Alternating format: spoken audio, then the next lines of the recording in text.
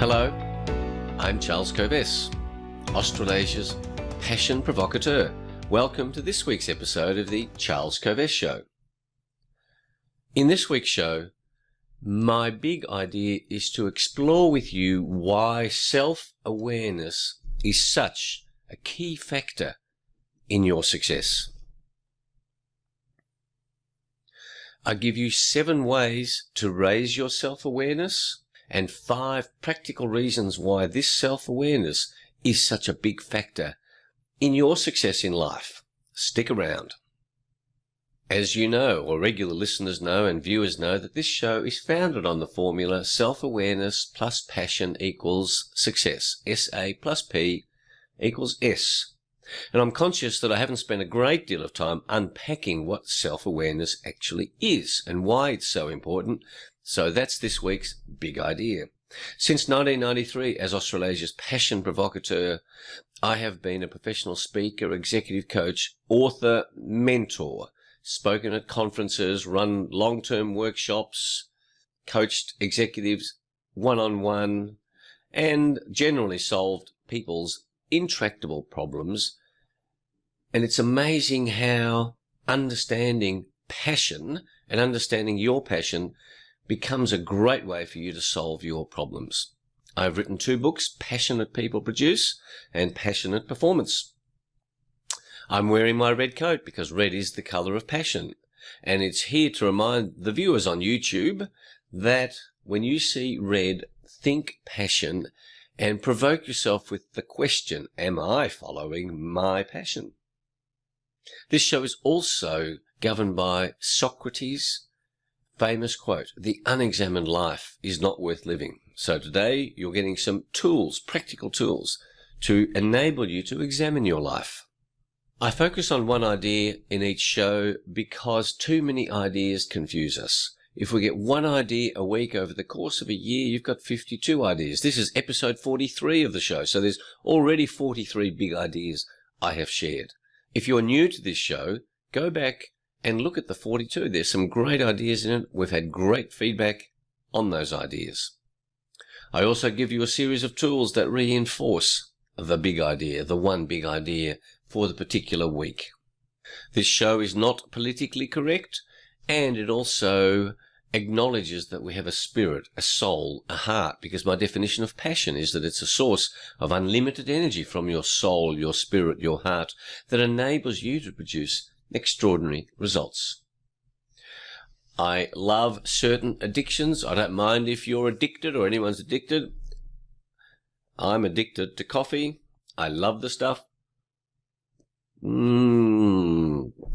Julie made me a beautiful cup of coffee. What a wonderful producer director she is. Thank you, Julie. So, what's happened in the past week? Since our last show, well, we've had an inauguration of a United States president. That's a big deal. Joe Biden is now the president of the US. Donald Trump is not.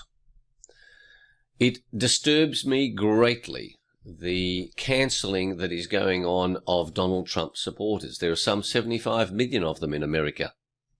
Just imagine if that's happening in your country, where your political leanings mean you either participate in the system or you are cancelled. I reject it entirely, and my position is that if enough citizens push back against government, government is powerless. So I urge my friends in America who are Trump supporters or conservatives or any way they vote, never let anyone cancel you. The censorship of a form of Donald Trump, the basis of that censorship, the technocracy that is going on, I'll make that one of the big ideas in the future, but we are being led down a track where large technocratic companies are actually dictating to countries and are working in conjunction with countries to enslave you, to take away your freedom of thought, your freedom of speech, your freedom. So all of these matters are matters that exercise my awareness, because freedom is what makes you human. There has been lots of talk about vaccines during the week. and the ridiculous rules around coronavirus that apply in Australia, and I'm sure in America, and different states of America have different rules. Like, how can that be scientific? And I saw, and Julie shared with me, a great idea, a great metaphor that in Australia, when you walk into a restaurant, you're supposed to have a mask on, but then as soon as you sit down, you can take the mask off. That, scientifically, is the same as having a peeing area in your public swimming pool. Nonsensical, as you would agree. I say nonsensical. I say, how can you claim scientific basis for a set of totally inconsistent rules? So think about that. The other big thing that's happening in the last week, as a preview to a national public holiday in Australia, is the conversations around Australia Day. And there are groups who are saying it shouldn't be Australia Day, it should be called Mourning Day, it should be changed to a different day. These are minority groups, and a vast majority, over 70% of Australians, say leave it as it is. Now, we live in a system of minority views getting amazing publicity if it serves the interests of the mainstream media barons, and then the outrage industry that happens. And I urge you to be aware of this outrage industry, because it's small numbers of people that are outraged. I'm absolutely in favour of retaining Australia Day on the 26th of January. That's the day that it is, and don't get sucked in by outraged minorities. We have got pressure being put on the Australian government, the American government, European governments, related to making compensation to small groups of people. We are one Australia. The game of identity politics says, let's separate anyone with an Aboriginal heritage. Please note that the Australian government gives $33 billion alone each year, currently, to Aboriginal causes. And so if you are feeling any guilt, just think about where that $33 billion is going. I reject identity politics. Otherwise, we can soon have in Australia 26 million identities, because I would form a group of children who are one of 6 children. So I come from a big family, so I'm already at a disadvantage. My parents were refugees from Hungary, so that's a second group. So I'm going to create a group of people who are a child of refugees, one of 6 children, and had to change career, or chose to change career in their lifetime. There you are. There's a nice group for you. You start to look at the nonsense of this identity politics, and that a majority has to keep making allowances for these minorities. I reject it. Think about it. The other big thing that's happening is schools are about to go back after 6 weeks of holidays at the end of this week. So there's been a lot of conversation around schools. And I note that in the UK, schools are still locked down, and this whole idea of lockdown is such a, again, fraught debate, and the price that children are paying by being locked up at home instead of going to school is enormous. I continue to say that the response to the coronavirus is totally disproportionate, and it is technocrats and technocracy that enables politicians to abdicate their decision making. They say, my particular advisor told me to do this, so I'm doing it. It's not my fault. They told me to do it. And the last element of the review of the week is to report on my exercise regime, Julie's exercise regime, and I report on this just to reinforce for you the importance of looking after your health, of doing your exercise. I have got large amounts of matters on my plate. I still find time to do the exercise. And I promise you this, every hour of exercise that you do gives you 2 hours of increased productivity. I guarantee that to you. And what that means is you can never say that you haven't got time to exercise. Yes, you have, because exercising creates productive outcomes for you. So don't fool yourself by saying that you don't have time. The real issue is you don't understand the value to you of exercise. I promise you it's magnificent value, just like the coffee that I'm drinking is of magnificent value to me.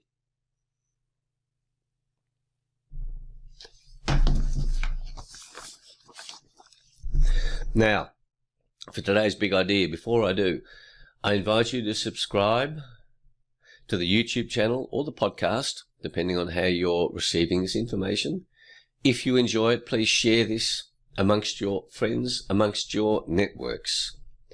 Visit our websites, covest.com and charlescovest.com. Covest.com for public programs, corporate programs, charlescovest.com for the Self-Awareness and Passion Quest, a one-on-one executive coaching program. And you will get greater insights into the value of that quest from the big idea that I'm going to share with you this week. You can subscribe to Passion Points to Ponder on either of those websites. So, today's big idea. Self-awareness. Why it's such a big factor, a crucial factor in your success. As I confessed earlier, I have not been doing enough examination in these shows because there have been so many other things to talk about of self-awareness, precisely because basically I've been inviting you, a viewer, listeners, to come on a self-awareness and passion quest. But let's get into it in a little bit more detail. You've heard the comment self-awareness versus awareness. They're somewhat similar. You might say, I have high awareness. I'm specifically focusing on self-awareness, but you can use the word awareness if you like. And awareness, if focused on self, is one level. Awareness generally is an awareness of what's going on our planet, on our universe, at a mental, physical, and spiritual level. Here are 7 ways to raise your self-awareness. Number 1, how do you think? Number 2, what is your thinking process? Answering these first 2 questions forces you to look at, observe your thinking process. Number 3, what do you value? Your clarity around what you value is crucial to understanding who you are, having an awareness of who you are. What do you value? Do you value fun ahead of achievement? Do you value wealth ahead of your health? Do you value peace ahead of courage? What is of value to you? 4th factor, why do you value what you value? Have these preferences been shaped by your parents, by your friends, by your networks, or are they actually what you do value, and you value them because of a particular reason?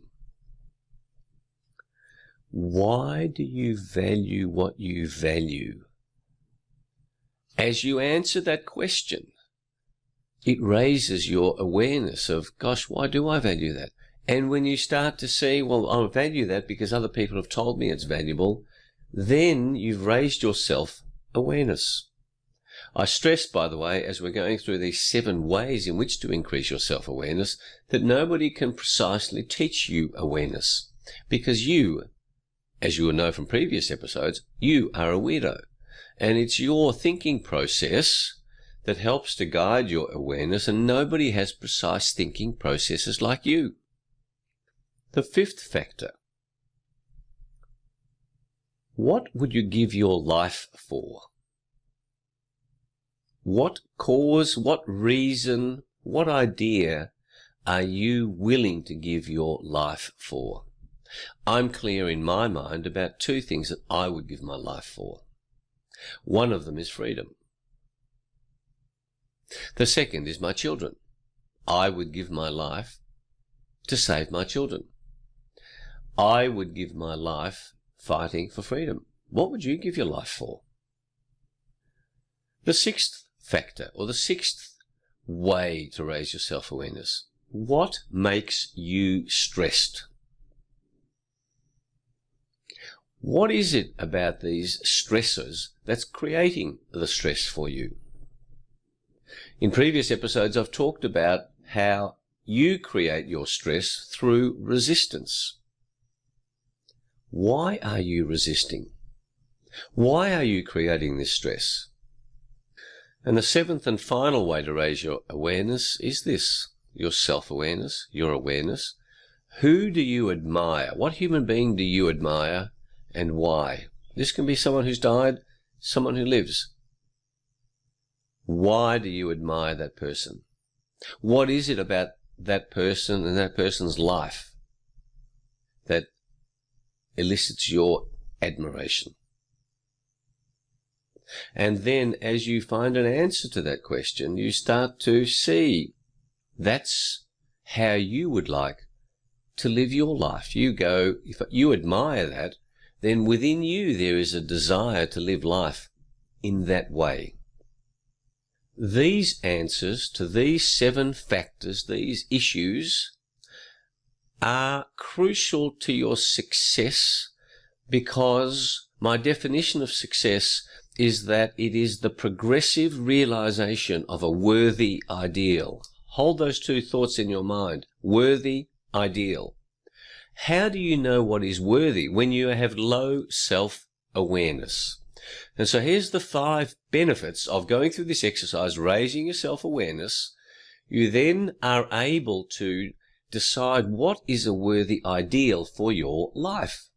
So here's the 5 crucial factors that then enable you to be successful. The first is that you can identify your worthy ideal, so that you are a success right now because you are pursuing your worthy ideal, because you have enough self-awareness to know that this is a worthy ideal for you. The second reason why your self-awareness enables you to be successful is because you know what matters to you.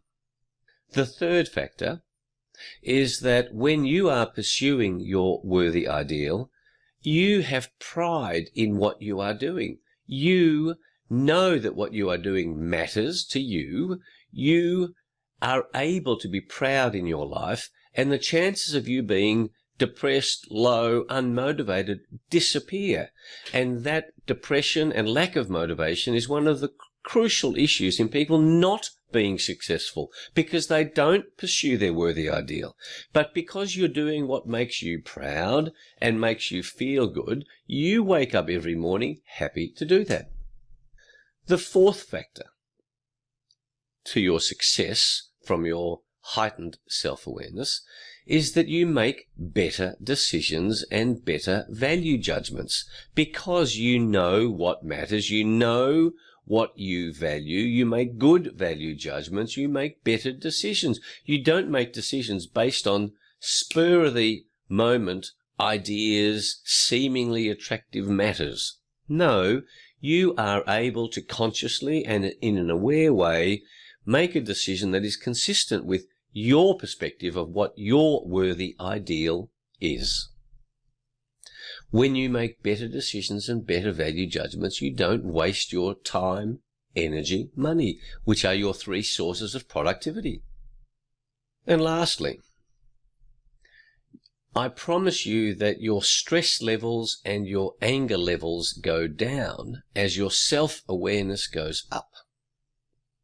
And being stressed and angry are energy suckers. Energy suckers. Your energy is the clue to being able to pursue your worthy ideal. If you're not overstressed and over angry, life becomes a true joy where you are successful on a moment-by-moment basis because you are pursuing your worthy ideal. You are clear about it. You are not deflected by distractions. You focus your energy, your time, your money. Stress reduces, anger reduces, joy increases. That's why self-awareness is so important. That's why the self-awareness and passion quest that I describe on the Charles Kovess website, charleskovess.com, is so important. That's why I work with executives, C-suite executives, anyone who wants to come on the journey with me, to help you raise your self-awareness, identify your passion, and to live life in this amazing way. I commend these thoughts to you. Now, for some tools that will help you reinforce this idea, and secondly, to appreciate where we are in the scheme of things in life. Tools help us achieve outcomes. My quote. I'm minded to share the quote because it particularly relates to self-awareness. It's by Epictetus, a Greek philosopher. And it comes from The Daily Stoic, a book I've recommended to you before, but the heading is, "Don't unintentionally hand over your freedom." If a person gave away your body to some passerby, you'd be furious. Yet you hand over your mind to anyone who comes along, so they may abuse you, leaving it disturbed and troubled. Have you no shame in that? Be careful with your mind. Guard your mind, I say to you. My health tip this week. I have two. Reduce your stress through increased self-awareness. Crucial to your health. Stress kills. Too much stress kills. Zero stress kills, but too much stress kills. So my health tip is raise your self-awareness. Do these 7 exercises. Reduce your stress. Reduce your resistance. And secondly, watch less television. If you observe yourself watching too much television, stop. Reduce. My spiritual tip. As you raise your self-awareness, you get a stronger sense of I versus me. I is the real you. The me is the act that we show the world, is what the world sees. The true I is your unchanging I, is your soul, your spirit, your heart. As you do these exercises to raise self-awareness, you get in touch with your true nature, your spirit. I versus me is the model to hide in your mind. My song of the week, this being the week of Australia Day, is by the Seekers. I am Australian. And the chorus goes like this. We are one, but we are many, and from all the lands on earth we come. We share a dream and sing with one voice. I am, you are, we are Australian.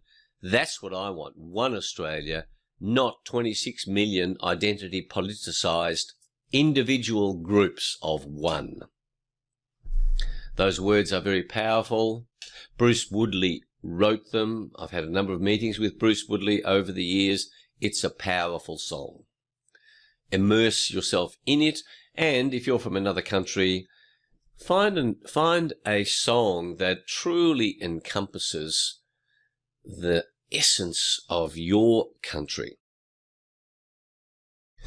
My book of the week is Ishmael by Daniel Quinn. It's a novel by Daniel Quinn, and I read it years ago, and when I was looking for the book today, I thought, gosh, this is perfect, and it reminds me to reread this book, because I tend not to reread books, but when I do reread them, They give such great value because I have changed, so the words and what they mean change for me. And Ishmael is described on the back as an utterly unique and captivating novel that has earned a large and passionate following among readers and critics alike. One of the most beloved and best-selling novels of spiritual adventure ever published. I recommend it to you. It's called An Adventure of the Mind and Spirit. Great book. I thoroughly enjoyed it. There's a second book, but this is the book of this week. And now, we need some Aussie jokes just to lighten up the scene a little bit. I got caught up. I got passionate about what the ideas that I was sharing with you. And this is from Australian Humour by Philip Adams. And I love this because this is some Australian graffiti for you. There's some great Australian graffiti collected here. Graffiti is for people who can't write books. But for Venetian blinds, it would be curtains for all of us. Transcendental meditation is better than sitting around doing nothing. Teenagers are God's punishment for having sex. So all of you with teenagers, you know exactly what that means. Cigarettes cause statistics.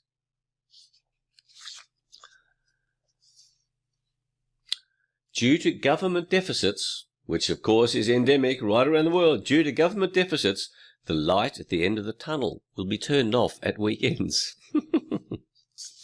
Reality is for people who can't cope with drugs. This is relevant for Australia too. The meek shall inherit the earth, but not the mineral rights.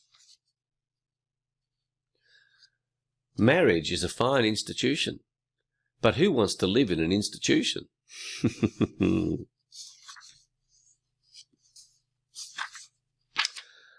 And my last one, my last piece of Australian graffiti. All men are cremated equal.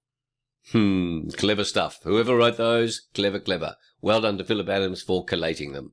All right, I think that's the end. I hope the big idea provokes you to raise your self-awareness, explore the ideas that I share with you, do the 7 exercises to raise your self-awareness, understand the impact on your success.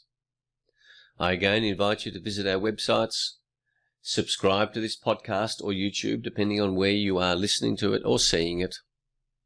You can order my books, Passionate People Produce and Passionate Performance, on the websites. You can get in touch with me at charles@covest.com if any matters arise on which you have questions or on topics you would like me to discuss in this show in the future. That's it. Thank you for joining me on the show. I hope you had lots of humor from last week's episode, God is a Comedian. And I wish for you this week, for those in Australia, an excellent Australia Day. For those around the world, a week of fun, of passion, of embracing the challenges you face. And I wish for you a week where you wake up every morning where the stress that you are experiencing is a lovely stress where you are excited by what you are going to be facing each day. Thanks for joining us. I look forward to being with you in next week's show. Bye.